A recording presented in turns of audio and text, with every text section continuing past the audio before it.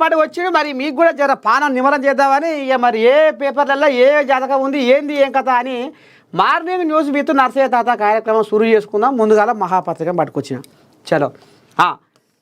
ఎప్పుడైనా బీజేపీలోకి హరీష్ ఇక ఇప్పుడు బీజేపీలో కావాల్సిందే గది. మా దాంట్లో పెద్ద తలకాయ వస్తే బాగుంటుంది ఇక మా కోయిలాగలు ఇప్పుడు మా దాంట్లో కూడా వర్గపోర్లు అయినాయి. ఓదాని మీదకి ఓటి ఉసుగొల్పుకుంటుంది. ఇక అందుకనే బీజేపీ కోయిలాగలు హరీష్ రావు మీద ఎప్పుడో కనుపెట్టిర్రు. ఎవరు? పెద్ద కోయిలాగలు, అధిష్టానం పెద్ద కోయిలాగలు. హరీష్ రావుని జర్ర గుంజుకుంటే ఇక పార్టీ పతారు ఇంకింత పలుకుబడి ముంగడి కురుతుందని. ఎందుకంటే మరి ఈయన జర్ర మాస్ లీడర్ కదా. గది కథ. ఇక అందుకనే నాకౌట్ మ్యాచ్లో కవిత బయటకు, బీజేపీ బీఆర్ఎస్ అక్రమ సంబంధం బయట పెట్టినందుకు థ్యాంక్స్. గాలి మోటార్ అంటూ సీఎంపై విమర్శలు బంద్ పెట్టండి. గాలి మోటార్లు చెప్పేటోళ్ళు గాలిలో కలిసే రోజులు వచ్చాయి. కాంగ్రెస్ మీడియా కమిటీ చైర్మన్ సామా రామ్మోహన్ రెడ్డి. ఇక ఇప్పుడు బీజేపీలకు ఒకటే ఒక అస్త్రం ఉంది. ఏందది? బీసీ అనేది ఒకటి బాగా తీసుకొస్తున్నారు. ఇక రేపు బీజేపీ కనుక జర్ర ఇటు అటు ఉరుకలో పెడితే తెలంగాణలో రాబోయే రోజుల్లో బీసీనే ముఖ్యమంత్రి అనేది వాళ్ళు మంత్రం వేసి పెట్టిర్రు. ఇక ఇంట్లో ఎట్లా చేయాలి ఏం చేయాలి అనేది ఈ హరీష్ రావు మీద ఎప్పటి నుంచో వీళ్ళు కన్ను పెట్టిర్రు. ఇక నిర్ణయాలనే ఇప్పుడు వాళ్ళ దగ్గర వాళ్ళకు పొసుకుతలేదు. అధ్యక్ష పదవి కానుంచి వాళ్ళకి ఇక నీ దండం పెడితే శివగినట్టే ఉంది కథ. ఇక ఈయన అంటే ఆయన పడతలేదు, ఆయన అంటే ఈయన పడతలేదు. ఇక అందులో బాగా ఇప్పుడు కచ్చపెచ్చ వ్యవహారమే నడుస్తుంది. ఇక మొత్తానికి బీజేపీ మాత్రము హరీష్ రావు మీద కన్ను పెట్టిన మాట మాత్రం వాస్తవమే. ఇక ఈయన కూడా ఇప్పుడు సామ రామ్మోహన్ రెడ్డి కూడా ఎప్పుడైనా బీజేపీలోకి హరీష్ రావు, ఎందుకంటే ఇప్పుడు ఈ బీఆర్ఎస్ పార్టీలో కూడా కట్టె కోలాటం నడుస్తుంది కాబట్టి ఏ క్షణాన్నైనా కవితమ్మ ఆల్రెడీ ఏం చేస్తుంది, ఆమె ఏమంటుంది, ఎట్టేట సంగతి ఏంది ఏం కథ, ఇంచ పంచాది ఎందాకొచ్చింది, ఏ రకంగా బసారా పడ్డది అనేది ఇప్పుడు అందరికీ ఎరుగున ముచ్చటే. ఇక రేపో మాపో బీజేపీలోకి కూడా హరీష్ రావు ఎప్పుడైనా పోవచ్చు అనేది జర్రంత గుసగుస మాత్రము అక్కడక్కడ వినపడుతుంది. ఇక పోతే ట్రంప్ చెబితే కాల్పులు విరమణనా? మన దేశానికి ట్రంప్ ఎవడు? మూడో వ్యక్తి ఎవడు మన దేశానికి? ఆనాడు ఇందిరాగాంధీ అమెరికా అధ్యక్షుడిగా ఉన్న నిక్సన్నే ఎదిరించి యుద్ధం వద్దు అంటే నా యుద్ధం, నా దేశం, నా ప్రజలు ఏం చేయాలనో నాకు తెలుసు, నడుమిట్లా నీ పోషిత్తు ఏంది అని ఆనాడు ఇందిరాగాంధీ అక్కడ అమెరికా పోయే ఎదిరించి వచ్చింది. ఈ కోజాగకు మోడీ ఫోన్ చేయగానే కథం ఏమో చేస్తట్టే ఉండు మోడీ, ఏదో ఉద్దారకం చేస్తట్టే ఉండు మోడీ. భారతదేశం అంటే భారతదేశం దమ్మేందో, భారతదేశం సత్తా ఏందో ప్రపంచ దేశాలకు పాక్తదిగా. మోదీ విశ్వగురువు అంటే విశ్వగురువేరా అన్నట్టుగా జనం అంతా అనుకున్న ముచ్చట యథార్థం. కానీ నడువంతరంగానే ఈ మోడీ కాడి ట్రుక్కున ఎత్తేసిండు. ఇక అయిపోయాయి. పాకిస్తాన్లో ఉగ్రవాద స్థావరాలను అన్నిటినీ మట్టు పెట్టి అసలు ఉగ్రవాదం అనేదే లేకుండా చేస్తే ఇలా ప్రపంచ దేశాలే భారత్కు పబ్బతి పట్టు. ఇక నడుమంతరంగా మోడీ ఎందుకని ఈ యుద్ధాన్ని ఎత్తేసిండు, ఎందుకని ఈ కాల్పుల విరమణను మరి ఈ రకంగా మోదీ సలబడ్డాడు? ట్రంప్ ఫోన్ చేసి నేను యుద్ధాన్ని ఆపినా ప్రపంచంలో నేనే ఏకైక మొగోని మునగాన్ని, ఎందుకంటే నేను భారతదేశం పాకిస్తాన్ యుద్ధాన్ని ఆపగలిగిన దమ్ము ధైర్యం ఉన్నోని అని ఆయన ఫోన్ చేస్తే ఈయన యుద్ధం ఆపిండని ఆయనే ఎచ్చతీరుగా పచ్చితీరుగా అనేటట్టుగా 7 సార్లు ఆయనే నేను యుద్ధం ఆపిన అని చెప్తా తిరిగి. అమ్మా ఇంత కొడితే ట్రంప్ ఫోన్ చేస్తే మోడీ యుద్ధం ఆపిండట ఆయన కాడికి వచ్చింది కథ. ఇప్పుడు అందుకనే పిసిసి పేపర్ కూడా దేశ ప్రజల మనోభావాలు తాకట్టు ప్రధానమంత్రి నరేంద్ర మోదీకే తెలియాలి. పాక్పై పోరాటం చేసిన సైనికులకు salute. PCC chief Mahesh Kumar Goud. ఎందుకని కాల్పుల విరమణ ఎందుకని? పాకిస్తాన్తో యుద్ధం చేయాలి, భారతదేశంలో ఉన్న అన్ని పార్టీల లీడర్లు రావాలి, మనం ముఖ్య మరి సమావేశం పెట్టుకోవాలి, మీటింగ్ పెట్టుకోవాలి, మాట్లాడుకోవాలి, పాకిస్తాన్ మనం ఎట్లా ఎదుర్కోవాలి, ఏంది ఏం కథ అనేది ఏమో అప్పుడు యుద్ధం సమయంలో పిలిపించింది. ఈ కాల్పుల విరమణ ఎందుకు చేసినట్టు, ఎందుకు జరిగినట్టు అనే దాని మీద మాత్రం ఎవరు విరిపారు. అది పక్కేసి పండబెట్టి నమ్ముచ్చట అట్టెట్ట అని ఇప్పుడు ఇక వీళ్ళు వాళ్ళు ఇక సూది పెట్టి కెలిగిస్తా ఊరు. ఇక చూడాలి మరి మోడీకి సెగ ఎప్పుడు తగులుతుంది, కాల్పుల విరమణ ఎందుకు చేసినట్టు, ఎందుకు జరిగినట్టు ఈ కథ అనేది మరి రేపు మోడీ నోట్లోకి వెళ్ళి ఏం పలుకులు వెళ్తాయో ఇందాం.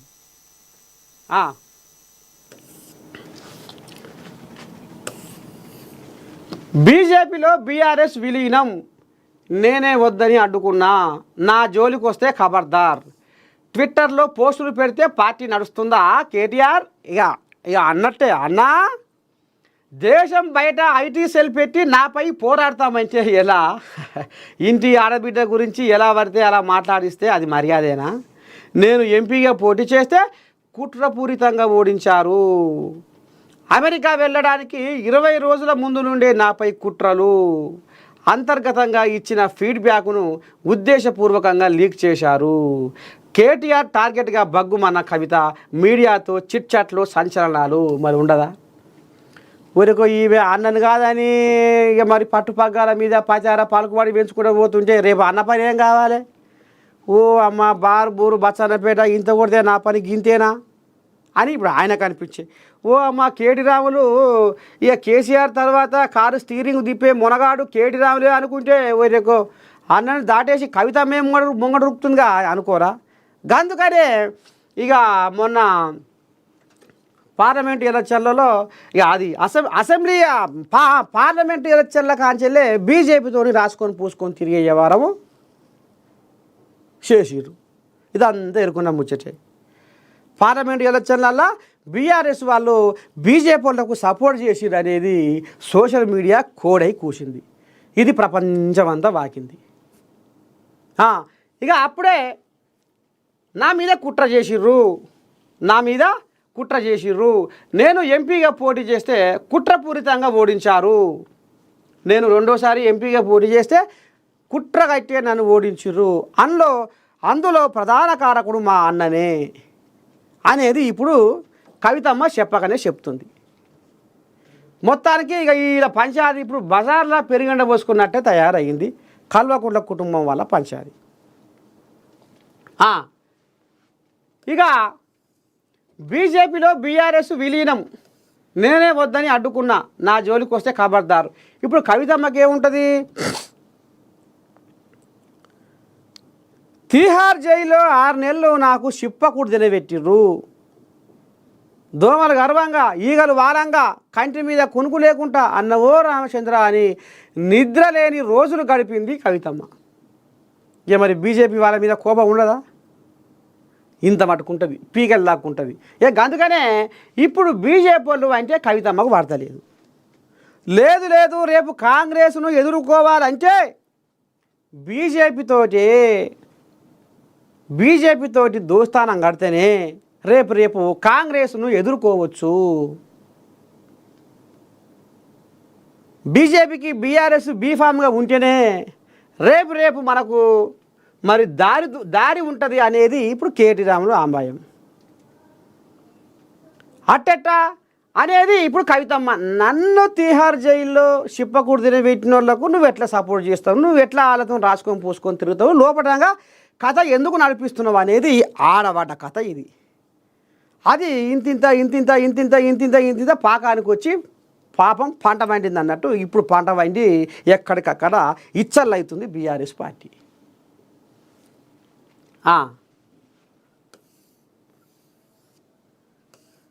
సోషల్ మీడియాలో నన్ను ఆడిపోసుకుంటుంటే నీ నోరు ఎందుకు మూగబోతుందన్న? నువ్వు నా తోడబుట్టిన తోడు కావా? సోషల్ మీడియాలో 6 బార్ నన్ను అడ్డగోలుగా అరుచుకుంటుంటే నువ్వు ఎందుకు శరానికి వస్తలేవు అనేది ఇప్పుడు కవితమ్మ ఆంబాయం. ఇక కవితమ్మ పరోక్షంగా అన్నను ఏ రకంగా దంచాలనో ఇక రోడ్లే చింతపండు తొక్కు నూరినట్టు నూరుతుంది.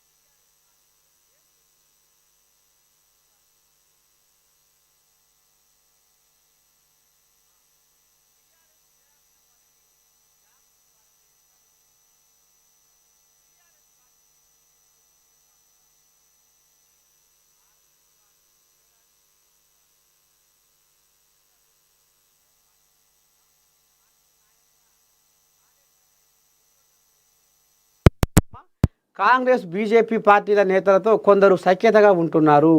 పార్టీలో కోవట్టులు ఉన్నారని అంటే కోవట్టులు లేకుండా చూసుకోవాలి. నా పైన పడి వేస్తే నా పైన పడి ఏడిస్తే ఏమొస్తుంది? ఇక చూసినారులా, ఇగో ఇది అసలు కథ. ఏమనుకొస్తుందామే అన్నా, సీటికి మాటికి ట్విట్టర్ పిట్టలో నువ్వు పోస్టులు పెడితే సరిపోతుందా? అసలైన కోవట్టులు ఎవరు? కోవట్టులు లేకుండా చూసుకో. కానీ నువ్వు ఇక మరి అత్త మీద కోపం ఇంకెవరి మీద తీసినట్టుగా నువ్వు ఎక్కడెక్కడి కోపమో నా మీద ఎల్లగక్కుతున్నావు, నా మీద తీసుకొస్తున్నావు అనేది ఇప్పుడు కవితమ్మ ఆరు అన్నను మాత్రం సరిపోనే ఆర్చుకుంటుంది. నీ లెక్కేంది, నీ పత్రం ఏంది, నీతో నాకు సంబంధమే లేదు. మరి అదపై మరి ఇప్పుడు కుటుంబాన్ని ఈ రకంగా తెగబడి మాట్లాడుతున్న కవితమ్మ, మరి బీఆర్ఎస్ పార్టీలోకి వెళ్ళి జారుకుంటున్నావా?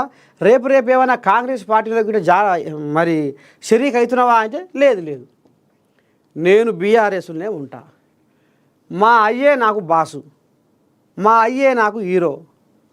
మా అయ్య చెప్పిన మాటలే నేను పట్టుకుంటా, మా అయ్య చెప్పిన బాటలనే నేను నడుచుకుంటా.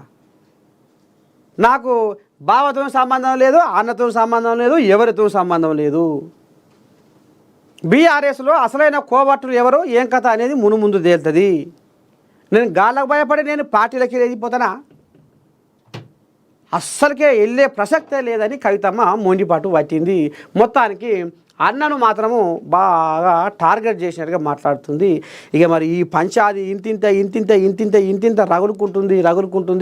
ఈ రగులుకొని ఎప్పుడు భగ్గుమంటది, అసలు ఏమవుతుంది అనేది మాత్రము ఇప్పుడు తెలంగాణ జనాలు మాత్రము ఇక ఒకటే గుసగుస పెట్టుకుంటారు.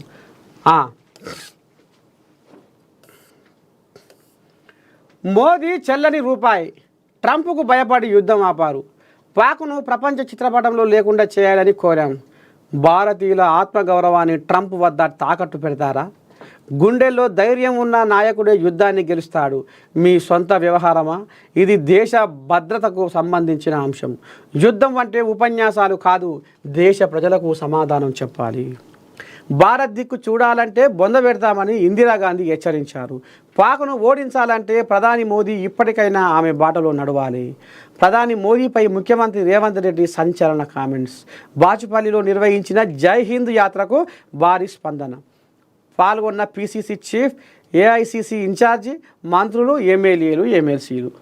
ఇక ఈయన కూడా గదే అంటుండు. ట్రంప్కు భయపడి యుద్ధం ఆపినవా మోదీ? ఎందుకని ఆపినవు? ఏమిటికి ఆపినవు? ఎట్ల సంగతి ఏంది, ఏం కథ అనేది కూడా. మరి యుద్ధంలో పాక్ సైన్యం 36 మందిని చంపితే కేంద్రం ఏమి చేసింది? పాకిస్తాన్కు గుణపాఠం చెప్పాలని మోదీకి మద్దతు తెలిపినాం. 4 రోజుల యుద్ధం తర్వాత ఏం జరిగిందో తెలుస్తలేదు. యుద్ధం ఆపేసిరు. రాహుల్ ప్రధానిగా ఉంటే పాక్ను 2 ముక్కలు చేసేవారు.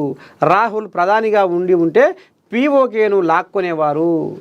ఈ రకంగా రేవంత్ రెడ్డి మోడీ మీద ఆయాసం ఎల్లగక్కుతా ఉన్నాడు. ఎందుకంటే ఆయన కాల్పుల విరమణ ఎట్లా జరిపే, నడువంతరంగా కాడెత్తేసి యుద్ధం ఎందుకు ఆపే అనేది ఇప్పుడు రేవంత్ రెడ్డి కూడా ఆంబాయ వెళ్ళబోసుకుంటుండులా.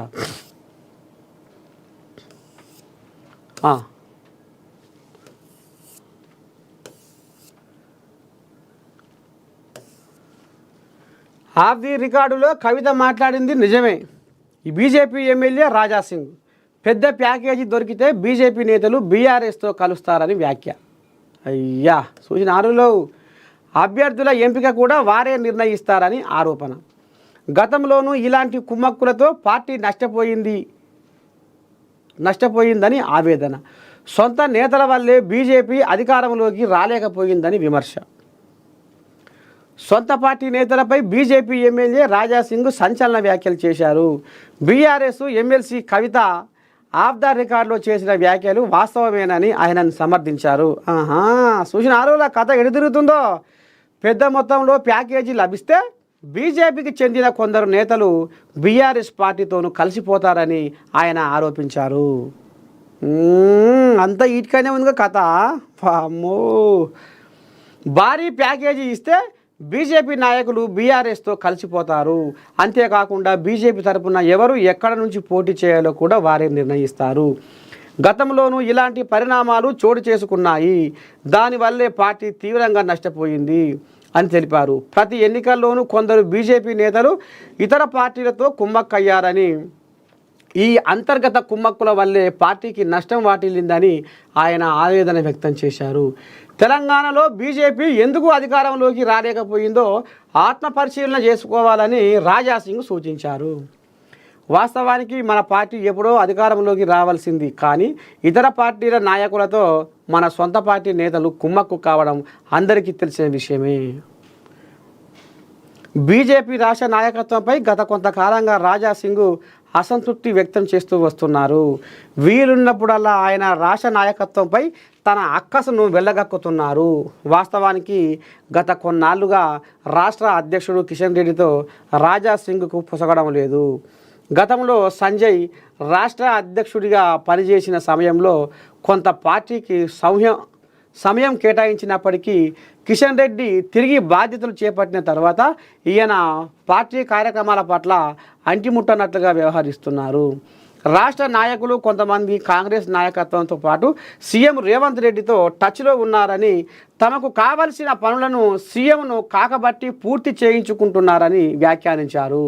అయితే తాజాగా ఎమ్మెల్సీ కవిత వ్యాఖ్యలపై రాజాసింగ్ ఘాటుగా స్పందించడం మరోసారి చర్చనీయాంశంగా మారింది.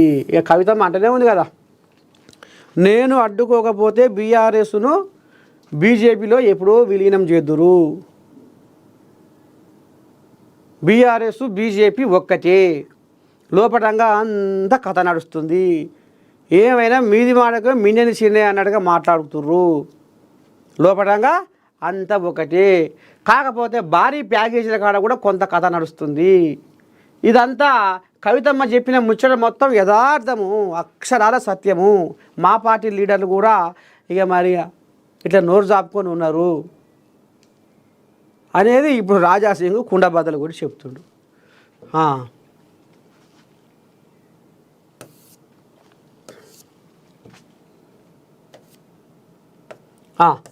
ఇక పోతే ఈనాడు ఇక జయసుధ ఇక మరి దిల్ రాజు ఇద్దరు కలిసి ఇక మరి ఇక నిన్న ప్రకటించిరట ఏంటి అవార్డులు, సినిమాల్లో అవార్డులు. ఇక ఈ ఇప్పుడు 10, 11, 12 ఏళ్ళ పొద్దు నిన్న మొన్నటి దాకా పాకేసుకొని పండుకుంది ఈ వ్యవహారం. ఇక ఇప్పుడు రేవంతమయ్య గద్దెని ఎక్కినాక గద్దరి పేరిట అవార్డుల ప్రకటన ఇక మరి ముంగడుకు వచ్చింది. ఇందులో ఉత్తమ చిత్రం కల్కి, ఉత్తమ నటుడు అల్లు అర్జున్, కల్కి లక్కీ భాస్కర్ చిత్రాలకు 4 ఏసీ అవార్డులు, మెరిసిన చిన్న చిత్రాలు. గద్దర్ సినీ పురస్కారాలు 2024 ప్రకటించిన రాష్ట్ర ప్రభుత్వం. జూన్ 14న ఐటెక్స్లో ప్రదానం. ఎవరు మంచిగా పాట పాడిర్రు, ఎవరు మంచిగా ఆట ఆడిర్రు, ఎవరు మంచిగా యాక్టింగ్ చేసిర్రు, ఎవరు మంచిగా డైరెక్షన్ చేసిర్రు, ఎవరు సహాయ నటుడిగా పేరు తెచ్చుకున్నారు, బ్రహ్మాండంగా మోతపోయించిర్రు, ఎవరు సంగీతం బాగా కొట్టిర్రు, ఎవరు పాట బాగా రాసిర్రు.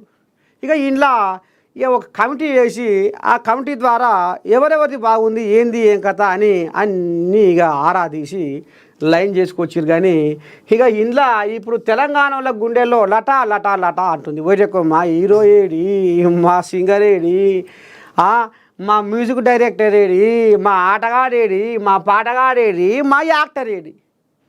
ఇక ఇప్పుడు తెలంగాణలకు లటలట పడ్డది. ఏంది ఏదో జరిగినట్టే ఉంది కథ, అసలు ఏమవుతుంది ఏందిరో ఈ భాగవతం అన్న కాడికే ఉంది కథ. ఇక మొత్తానికి ఇక చూడాలి. ఇక వాళ్ళ మురిపేమో వాళ్ళ సంతోషము. నివేద థామస్, తెలంగాణ చలనచిత్ర పరిశ్రమలో పురస్కారాల సందడి పునఃప్రారంభమైంది. రాష్ట్ర ప్రభుత్వం కొత్తగా ప్రవేశపెట్టిన గద్దర్ సినీ పురస్కారాలని గురువారం హైదరాబాద్లో ప్రకటించారు. 2024కి గాను ఉత్తమ చిత్రంగా ప్రభాస్ కథానాయకుడిగా నటించిన కల్కి 2898 AD ఎంపికైంది. పుష్ప 2 చిత్రానికి గాను ఉత్తమ నటుడిగా అల్లు అర్జున్కు పురస్కారం దక్కింది. 35 చిన్న కథ కాదులో నటనకు గాను ఉత్తమ నటిగా నివేద థామస్ ఎంపికయ్యారు. కల్కి 2898 AD, లక్కీ భాస్కర్ చిత్రాలు 4 చొప్పున పురస్కారాలు సొంతం చేసుకున్నాయి.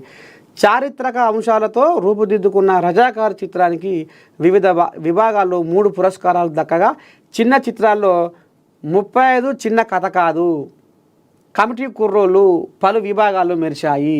ఉత్తమ ఉర్దూ చిత్రం విభాగాన్ని ఏర్పాటు చేసినా ఏది ఎంపిక కాలేదు. ఉత్తమ సంభాషణలు, ఉత్తమ ప్రతినాయకుడు, ఉత్తమ విజువల్ ఎఫెక్ట్స్, ఉత్తమ డబ్బింగ్ తదితర విభాగాలకు పురస్కారాల జాబితాలో చోటు కల్పించలేదు. ఇక ఇందులో 1000కి పైగా నామినేషన్ల పరిశీలన. ప్రముఖ నటి జయసుధ చైర్పర్సన్గా ఏర్పాటైన జ్యూరీ 65 చిత్రాలతో పాటు 1000కి పైగా నామినేషన్లను పరిశీలించి ఈ పురస్కారాలను ఎంపిక చేసింది. హైదరాబాద్లోని తెలంగాణ రాష్ట్ర చలనచిత్ర అభివృద్ధి సంస్థ కార్యాలయంలో గురువారం ఏర్పాటు చేసిన విలేకరుల సమావేశంలో సంస్థ చైర్మన్ దిల్రాజుతో కలిసి జ్యూరీ చైర్పర్సన్ జయసుధ పురస్కారాన్ని ప్రకటించారు. ఈ సందర్భంగా జయసుధ మాట్లాడుతూ సినీ పరిశ్రమకు పురస్కారాలే ప్రోత్సాహం. 14 ఏళ్ల తర్వాత ఈ పురస్కారాలు ఏర్పాటు చేయడం సంతోషం. ఎంపిక విషయంలో ప్రభుత్వం పూర్తి స్వేచ్ఛనిచ్చింది. ఎలాంటి జోక్యం కానీ ఒత్తిళ్లు కానీ మాపై లేవు. జ్యూరీ సభ్యులం కూడా పెద్దగా వాదోపవాదాలు లేకుండా చిన్నపాటి చర్చలతోనే పురస్కారాలపై ఓ నిర్ణయానికి వచ్చాం. చాలా చిన్న సినిమాలు, కొత్త దర్శకులు వెలుగులోకి వచ్చారు. ఇక అందులో 1000కి పైగా నామినేషన్లల్లో ఇక మరి అటు ఇటు ఏరి ఇక మరి ఇక అందులో కొన్నిటిని ఇక సెలెక్ట్ చేసిరు అన్నట్టు. బారాసాను భాజపాకు అప్పగించే కుట్ర, ఇది ఎల్లాక చెప్పుకునే ముచ్చటే. ధీమా ఎప్పుడు అన్నదాతల నిరీక్షణ. అకాల వర్షాలు, అధిక వరదలతో ఏటా భారీగా నష్టాలు. కేంద్ర పథకం అమలుపై రాష్ట్రం దృష్టి, ఇంకా కొలిక్కిరాని కసరత్తు. రాష్ట్రంలో ఏటా వేల మంది రైతులు అకాల, అధిక వర్షాలు, వడగండ్లు, ఈదురుగాలులతో తీవ్రంగా నష్టపోతున్నారు. వరుస ప్రకృతి వైపరీత్యాలు అన్నదాతల పాలిట శాపంగా మారుతున్నాయి. ఆరుగాలం శ్రమించి పండించిన పంటలను చివరి దశలో రైతులు కోల్పోతున్నారు. ప్రతి ఏడాది సగటున 2 లక్షల ఎకరాలకు పైగా పంటలకు నష్టం వాటిల్లుతుంది. ప్రస్తుత నిబంధనల మేరకు ప్రకృతి వైపరీత్యాలతో నష్టం 33% కంటే ఎక్కువ ఉంటేనే నమోదు చేస్తున్నారు. దీంతో చాలామంది రైతులకు సాయం అందడం లేదు. ఈ తరుణంలో పంటల బీమా పథకంపై రైతులు ఆశలు పెట్టుకున్నారు. దాని అమలు కోసం నిరీక్షిస్తున్నారు. 5 ఏళ్లుగా బీమా లేదు. కేంద్ర ప్రభుత్వం ప్రధానమంత్రి ఫసల్ బీమా పథకాన్ని 2016-17లో ప్రారంభించింది.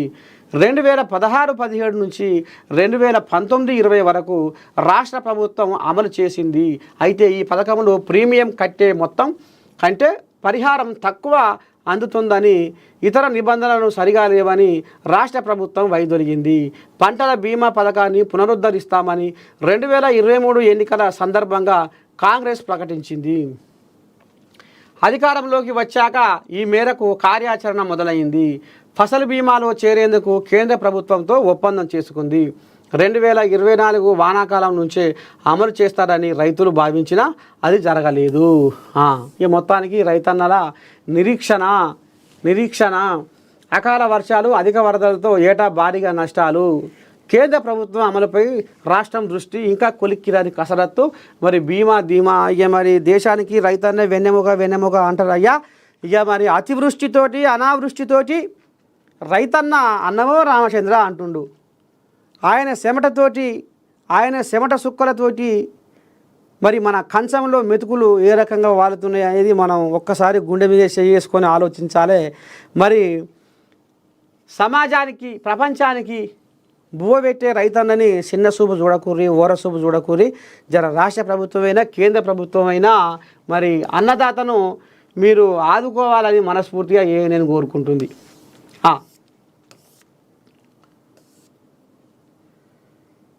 నైరుతి మహిమ ముందే కదిలిన కృష్ణమ్మ. మే నెలలోనే తెరుచుకున్న జూరాల ప్రాజెక్టు గేట్లు. 18 ఏళ్ల అనంతరం వేసవిలో పోటెత్తిన జలాశయం. నిండు వేసవిలో అరుదైన దృశ్యం. ఎండిపోయి ఎడారిలా మారిన కృష్ణానది ఉరకలెత్తుతుంది. ఏకంగా ఇందిరా ప్రియదర్శిని జూరాల ప్రాజెక్టు గేట్లు తెరుచుకునే స్థాయిలో వరద వచ్చి చేరుతుంది. కర్ణాటక తెలంగాణ సరిహద్దుల్లో కురుస్తున్న వర్షాలతో తెలంగాణలో ఉమ్మడి మహబూబ్నగర్ జిల్లాలో కృష్ణా నదిపై ఉన్న మొదటి ప్రాజెక్టు జూరాలకు వరద వచ్చింది. జూరాల ఎగువ ప్రాజెక్టు కర్ణాటకలోని నారాయణపూర్కు ప్రవాహమేది లేదు. ఇక మరి నైరుతి రుతుపవనాలు ఈసారి దబ్బునే జ్వరబడ్డాయి. దబా ఉరికొచ్చి మరి ఇక తెలంగాణలో జ్వరబడ్డాయి. ఇక మరి ప్రాజెక్టులు ముందే ఇక కృష్ణమ్మ కదిలింది. నిన్నమొన్నటిదాకా జీవిగంజి పోసుకుంటా ఇటు అటు ఉన్న కృష్ణమ్మ ఇక మరి నైరుతి మహిమ చూపించగానే ఇక మరి వానలు మయ్యర దంచి కొట్టే వరకల్నే ఇక ఈ రకంగా ప్రాజెక్టులు కలకలాడుతున్నాయి. ఇలా ఎండాకాలం ఉన్నాయి అంటే ఇది ఎప్పుడు 18 నెలల తర్వాత ఇంకో కృష్ణమ్మకి ఈ రకంగా ముందుగానే మనకు దర్శనం ఇచ్చింది.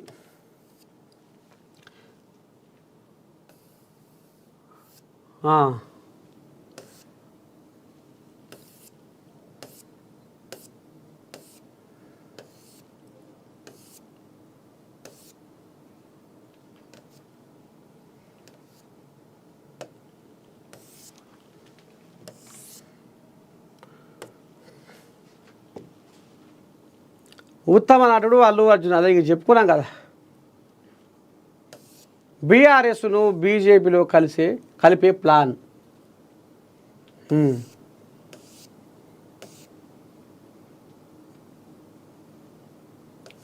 మేము దాడి చేసే లోపే బ్రహ్మోస్తో కొట్టారు. మే 10న తెల్లవారుజామున భారత్పై దాడికి సిద్ధమయ్యాం. 9వ తేదీ రాత్రే వ్యూహరచన చేశాం. మాకన్నా ముందే భారత్ క్షిపణులతో విరుచుకుపడింది. మా వైమానిక స్థావరాలు ధ్వంసమయ్యాయి. భారత్ దాడులపై పాక్ ప్రధాని షెహబాజ్ షరీఫ్ వ్యాఖ్యలు. శాంతి చర్చలకు ముందుకు రావాలని భారత్కు పిలుపు. అందితేనేమో కాళ్ళు, అందపోతేనేమో జుట్టు. ఇగో ఇట్లా తయారయ్యారు పాకిస్తాన్ వాళ్ళు. ఆపరేషన్ సింధూర్లో భాగంగా భారత్ చేసిన దాడులతో తమ వైమానిక స్థావరాలకు జరిగిన నష్టంపై పాకిస్తాన్ ప్రధానమంత్రి షెహబాజ్ షరీఫ్ నోరు విప్పారు. పాక్ సైన్యం మేల్కొనే లోపే బ్రహ్మోస్ క్షిపణులతో భారత్ విధ్వంసం సృష్టించిందని వెల్లడించారు. తాము దాడి చేసే లోపే భారత్ బ్రహ్మోస్ ప్రయోగించి ఇక మామూలు ఇక మోటు మాట వస్తుంది కానీ మరి చెయ్యదా? మీరు ఉచితార్థంగా ఇళ్ళకు జ్వరవాడి బైసరాన్ లోయల పహల్గాంలో ఎంతమంది ఆడబిడ్డగా మీరు సింధూరాన్ని తుడిపేసిర్రు? ఉచితార్థంగా మిమ్మల్ని నల్లాంటివా, తెల్లాంటివా, అరేంటివా, అప్రమంటివా మా మానాన మేము బతుకుతుంటే మీరు కెలిగించుకొని మమ్మల్ని రెచ్చగొడుతుంది. మళ్ళీ ఇప్పుడు మేము చర్చలకు, శాంతి చర్చలకు ముందుకు రావాలని భారత్కు పిలుపు. ఇవన్నీ ఒకల మాటలని ఎందుకు? అయితే అంతనేమో జుట్టు, అందపోతేనేమో కాళ్ళు. అబ్బా ఎట్లా తయారయ్యారో చూడు పాకిస్తాన్ వాళ్ళు. వీళ్ళకి మొత్తం అంతా తుచ్చకట్ట పెట్టాలి. మొత్తం తుచ్చకట్ట పెడితేనే అమ్మ ఇక లాభం లేదురా. ఇక పోవద్దురా జన్మంతో. ఇక మన భారతదేశం తిరిగి పోవద్దురా. ఇండియా పవర్ ఏందో మనకు ఎరికైందిరా. అస్సలు ఇక పోవద్దంటే పోవద్దు అనేది వాళ్ళకు కలగాలి. అగో గట్లయితే వీళ్ళు తవ్వకొస్తారు. ఇదేది పెద్ద మనిషి వచ్చిండు. ట్రంప్ సుంకాలకు బ్రేక్. ఆయన అధికారాలను అతిక్రమించారు. మనకు విక్రయించే వాటిపై సుంకాల మూత మోగించారు. అమెరికా వాణిజ్య కోర్టు సుంకాలను నిలిపివేస్తూ తీర్పు. సుంకాల వల్లే భారత్ పాక్ కాల్పుల విరమణ. చైనా కూడా దిగొచ్చే అవకాశం ఉంది. అధ్యక్షుడి వాదనలు. కొట్టేసిన కోర్టు న్యాయం గాడి తప్పింది. ట్రంప్ సలహాదారు. ఆ చర్చ రాలే. ట్రంప్ వాదనలను వ్యతిరేకిస్తున్నాం భారత్. ట్రంప్కు అమెరికా వాణిజ్య కోర్టులో భారీ ఎదురు దెబ్బ తగిలింది. లిబరేషన్ డే పేరుతో ప్రపంచ దేశాలపై విధిస్తున్న సుంకాలను నిలుపుదల చేస్తూ మాన్హట్టన్లోని అంతర్జాతీయ వాణిజ్య వ్యవహారాల కోర్టు తీర్పు వెలువరించింది. ఎడాపెడా దిగుమతి సుంకాలను విధించడం ద్వారా అధ్యక్షుడు తన అధికారాలను అతిక్రమించారని 3 న్యాయమూర్తులతో కూడిన ధర్మాసనం తేల్చి చెప్పింది. అమెరికా నుంచి ఇతర దేశాలు కొనుగోలు చేసే వాటికన్నా మనకు విక్రయించే వాటిపైనే సుంకాల మూత మోగించారని ధర్మాసనం. 2వ పేజీలో ఏముందో చూద్దాం. ముగిసిన ట్రంప్ మస్క్ బంధం. అయ్యా అయిపోయిందంట. 3-4 పోగాడమే అయిందా?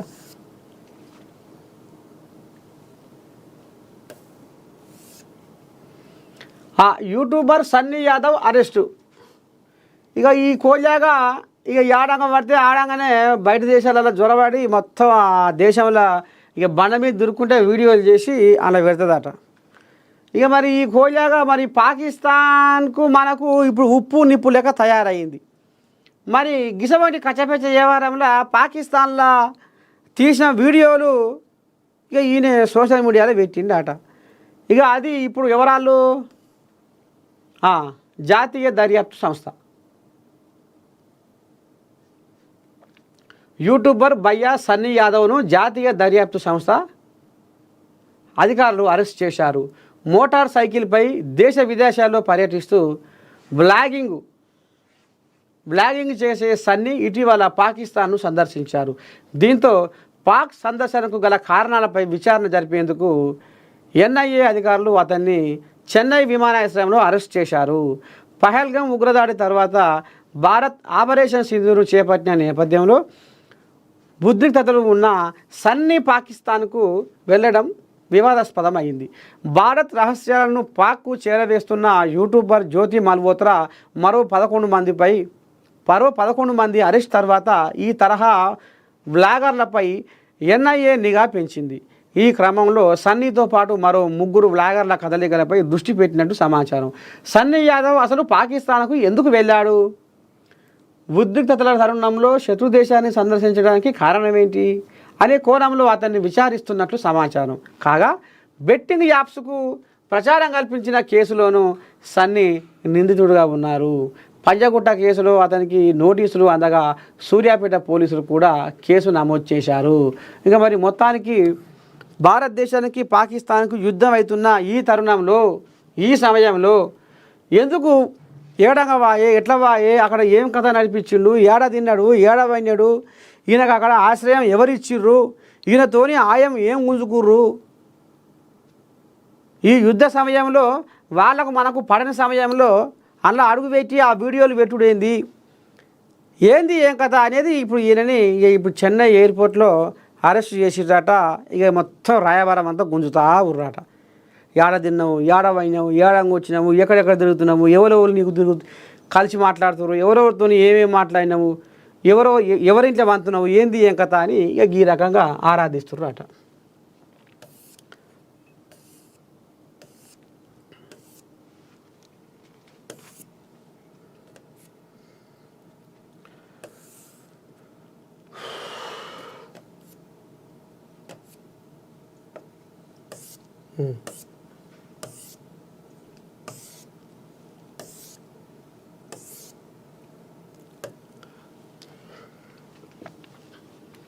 సాక్షి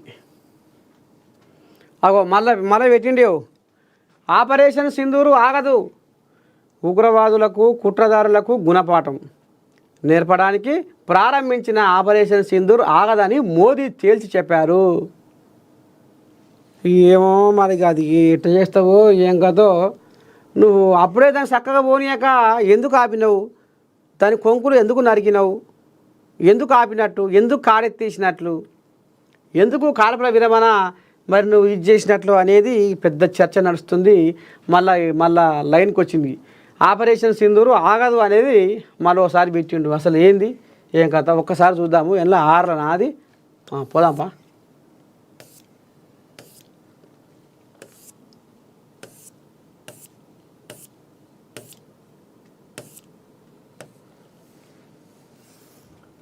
ఏది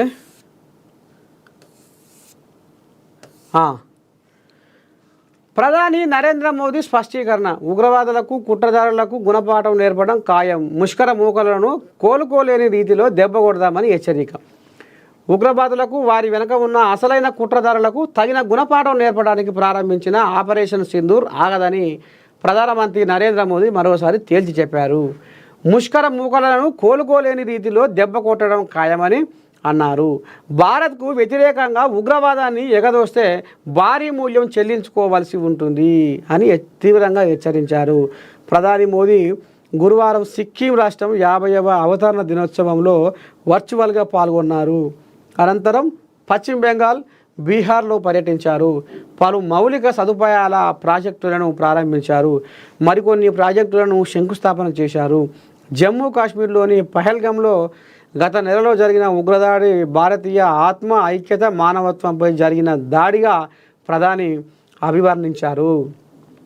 ఈ దాడి పట్ల నిర్ణయాత్మకంగా స్పందించామని, ఆపరేషన్ సింధూర్తో ఉగ్రవాదులకు తగిన రీతిలో గట్టిగా బుద్ధి చెప్పామని అన్నారు.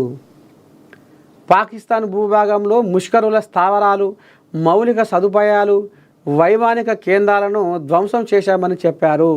ఉగ్రవాదంపై పోరాటంలో మన దేశం మొత్తం ఐక్యంగా ఉందని పునరుద్ఘాటించారు. దేశంలో మతపరంగా ప్రజల మధ్య చిచ్చు పెట్టాలన్న లక్ష్యంతోనే పహల్గామ్లో కుట్రపూరితంగా పర్యాటకులపై ఉగ్రవాదులు దాడి చేశారని ప్రధాని ఆరోపించారు. మన బిడ్డల సింధూరాన్ని తుడిచేస్తే చివరకు ఏం జరుగుతుందో చేసి చూపించామని స్పష్టం చేశారు.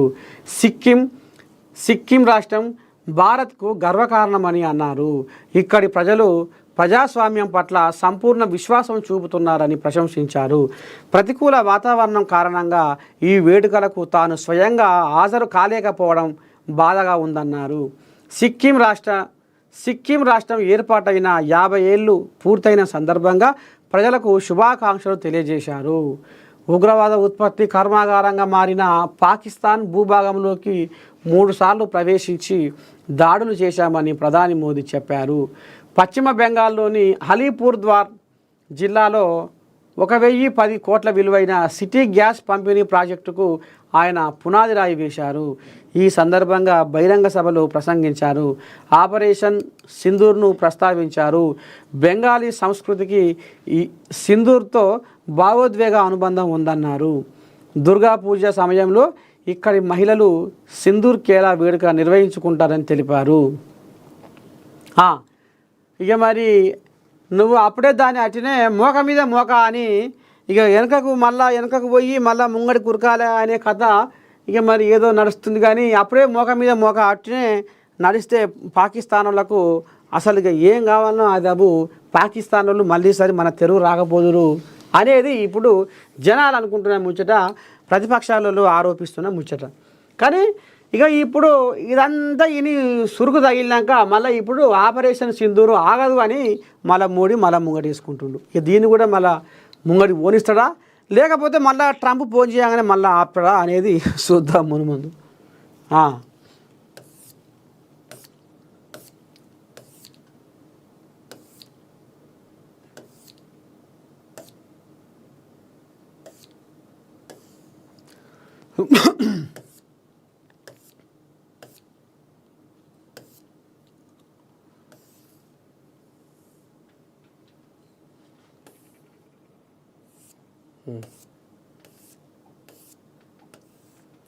ఫీజులకు మోక్షం ఎప్పుడు?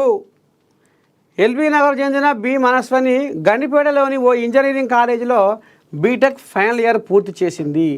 ఫీజు రియంబర్స్మెంట్ పథకం కింద అర్హత సాధించిన ఆమె ఏటా దరఖాస్తు చేసుకున్నప్పటికీ ఇప్పటి వరకు పైసా విడుదల కాలేదు. కన్వీనర్ కోటాలో సీటు పొందిన కూతురి కోసం తల్లిదండ్రులు 4 ఏళ్ల పాటు ట్యూషన్ ఫీజు కోసం అప్పు చేసి 6 లక్షల వరకు చెల్లించారు. ఇప్పుడు ఆ అప్పుపై వారు వడ్డీ చెల్లించాల్సిన పరిస్థితి వచ్చింది. సంగారెడ్డి జిల్లా పటాన్ చెరుకు చెందిన ఎం కీర్తి బాచుపల్లిలోని ఓ ప్రముఖ ఇంజనీరింగ్ కాలేజీలో బీటెక్ థర్డ్ ఇయర్ పూర్తి చదువుతుంది. ఆమెకు 3 ఏళ్ళుగా ఫీజు రియంబర్స్మెంట్ అందలేదు. ఫీజు కోసం తొలి ఏడాది కాలేజీ యాజమాన్యం ఒత్తిడి చేసినప్పటికీ 2-3 సంవత్సరంలో ఫీజుల కోసం యాజమాన్యం ఒత్తిడి చేసింది. ఫీజు కడితేనే పరీక్షలకు అనుమతిస్తామని చెప్పడంతో ఇప్పటి వరకు 4.5 లక్షలకు చెల్లించింది. వచ్చే నెలాఖరులోగా ఫైనల్ ఫీజు రూపాయలు 1.5 లక్షలు కట్టాలని యాజమాన్యం స్పష్టం చేయడంతో డబ్బు కోసం ఆమె కుటుంబం అప్పు కోసం ప్రయత్నిస్తుంది. రాష్ట్రంలో పేరుకపోయిన ఫీజు రియంబర్స్మెంట్ బకాయిలు 2 ఏళ్లలో సుమారు 4,900 కోట్లు పెండింగ్. ఫీజులు చెల్లిస్తేనే సర్టిఫికేట్లు జారీ చేస్తున్న కాలేజీ యాజమాన్యాలు, గత్యంతరం లేక అప్పులు చేసి ఫీజులు కడుతున్న తల్లిదండ్రులు. రాష్ట్రంలో కాలేజీ విద్యార్థులకు అమలు చేస్తున్న ఉపకార వేతనాలు, ఫీజు రియంబర్స్మెంటు పథకాల బకాయిలు భారీగా పేరుకుపోయాయి. గత 2 ఏళ్లలో సుమారు 4,900 కోట్ల మేర బకాయిలు ఉన్నట్లు సంక్షేమ శాఖల గణాంకాలు చెబుతున్నాయి. అలాగే అంతకుముందు బకాయిలు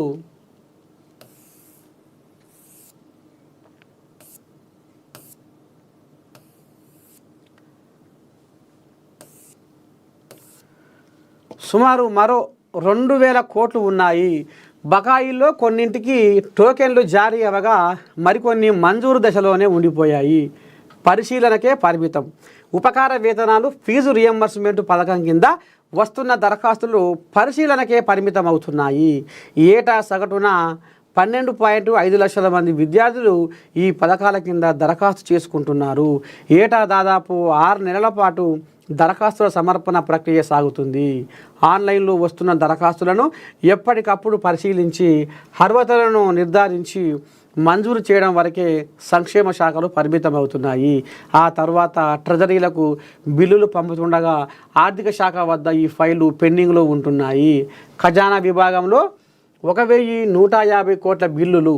సంక్షేమ శాఖ అధికారులు దరఖాస్తులను పరిశీలించి వాటిని బిల్లుల రూపంలో ఖజానా శాఖకు పంపుతున్నారు. రాష్ట్ర ప్రభుత్వం ఇచ్చే బీఆర్ఓలకు అనుగుణంగా ఆర్థిక శాఖ ఆయా బిల్లులను పాస్ చేస్తుంది. ఈ నేపథ్యంలో 1,150 కోట్ల విలువైన బిల్లులకు ఖజానా విభాగంలో టోకెన్లు జారీ అయ్యాయి. ప్రభుత్వం నిధులు విడుదల చేసిన వెంటనే వాటికి మోక్షం కలుగుతుంది. అయితే ప్రస్తుతం టోకెన్ల రూపంలో పెండింగ్లో ఉన్న బకాయిలన్నీ 2021-22, 2022-23 విద్యా సంవత్సరానికి సంబంధించినవి కావడం గమనార్హం. మరోవైపు సకాలంలో నిధులు విడుదల చేయకపోవడంపై కళాశాలల యాజమాన్యాలు ఆందోళన వ్యక్తం చేస్తున్నాయి.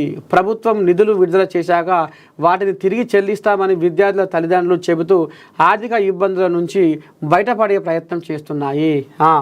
ఇక ఫీజు రియంబర్స్మెంట్ పాపం ఇప్పుడు తల్లిదండ్రులు ఇక వాళ్ళు రెక్కలు ముక్కలు చేసుకొని కన్నా కష్టం చేసి ఇక మరి 10వ 12 ఎంతో కొంత వాళ్ళు కూడా పెడుతుంటారు. సర్కారు నుంచి కూడా ఎంతో కొంత మాకు సాయం అవుతుంది అనేది ఇక మరి ఏదైతే ఉపకార వేతనాలు ఫీజు రియంబర్స్మెంట్ ఉందో ఇక కొద్దిగా తోడ్పడుతుంది అనేది ఈ ఆశ మీద ఉంటారు. ఇక ఇంట్లో ఇక మరి ఇప్పటికే పెద్ద మనిషి ఇక మరి తెలంగాణ సంసారం అంతా తెల్లు చేసిపోయిండు కేసీఆర్.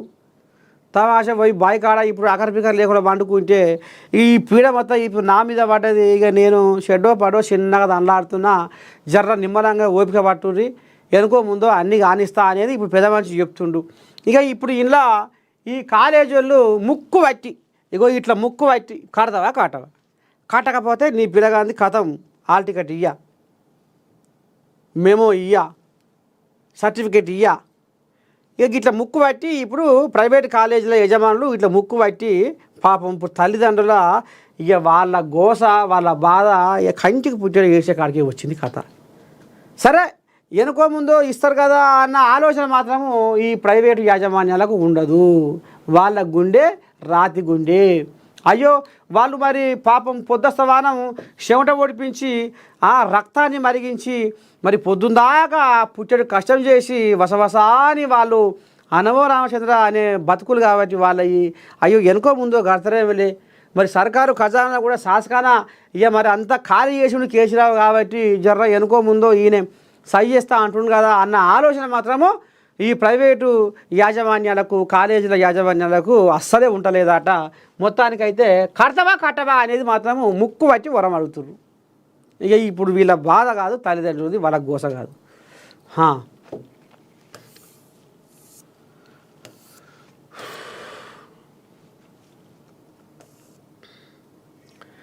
ఎమ్మెల్యే మల్లారెడ్డితో కలిసి పూజలు చేస్తున్న ఎమ్మెల్సీ కవిత. మేడ్చల్ ఎమ్మెల్యే మల్లారెడ్డి వ్యాఖ్యలు. సేవాలాల్ ఆలయంలో పూజలకు హాజరైన ఎమ్మెల్సీ కవిత. నిన్న కవిత మరి డ్యాన్స్ కూడా బ్రహ్మాండంగా చేసిందట. గుండ్లపోచంపల్లి హనుమాన్ గడ్డ సమీపంలో గల సేవాలాల్ తండాలోని సేవాలాల్ ఆలయంలో వార్షికోత్సవ పూజలకు బీఆర్ఎస్ ఎమ్మెల్సీ కవిత హాజరయ్యారు. గురువారం మధ్యాహ్నం తన నియోజకవర్గంలోని ఆలయానికి విచ్చేసిన కవితకు పార్టీ ఎమ్మెల్యే మల్లారెడ్డి అనుచరులతో కలిసి స్వాగతం పలికారు. ఉదయం కవిత కార్యక్రమం ఖరారు కాగానే ఎమ్మెల్యే కార్యాలయం నుంచి పార్టీ కేడర్కు సందేశాలు వెళ్ళినట్టు తెలిసింది. ఈ నేపథ్యంలో స్థానిక బీఆర్ఎస్ నాయకులు కార్యకర్తలు భారీ సంఖ్యలో గుండ్లపోచంపల్లికి చేరుకున్నారు. ఎమ్మెల్యే మల్లారెడ్డి అరగంట ముందే అక్కడికి చేరుకొని ఏర్పాట్లు పర్యవేక్షించారు.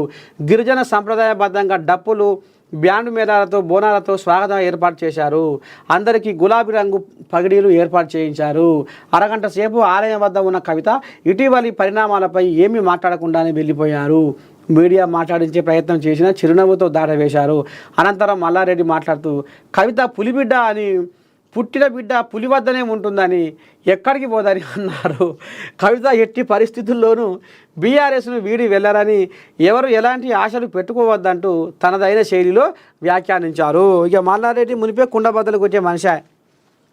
ఇక మరి ఆయన కరువు కారం చూసి పూలమ్మి పాలమ్మి బోరువేలు నడిపిన మనిషి. ఇక ఆయనకు అన్నిటికీ ఇక ఇప్పుడు ఆమె పులి దగ్గరనే ఉంటుంది, అది ఎక్కడ పోదు. ఇక మా దాంట్లోకి వస్తుందేమో మా పార్టీలో షరీక్ అవుతుందేమో అని మీరు ఆశలు పెట్టుకోకూరి. ఏమైనా కచ్చపెచ్చ వ్యవహారం ఉంటే ఇక అన్న చెల్లెకు ఏమన్నా పడకుంటుంటే మా పెద్ద మనిషి ఆయనే పులి కదా, బాయికాడ వండుకోనైనా ఆ పంచాయతీని ఏ రకంగా తసివేయాలో చేస్తాడు ముందు. కానీ ఏ పార్టీలు కూడా కవితమ్మ బయటకు వస్తుంది, మా పార్టీకి వస్తే బాగుండు అనేది మాత్రం మీరు ఆశ పెట్టుకోకూరి అని ఇక మల్లారెడ్డి ఈ రకంగా కుండబాదలు గుట్టిండులా.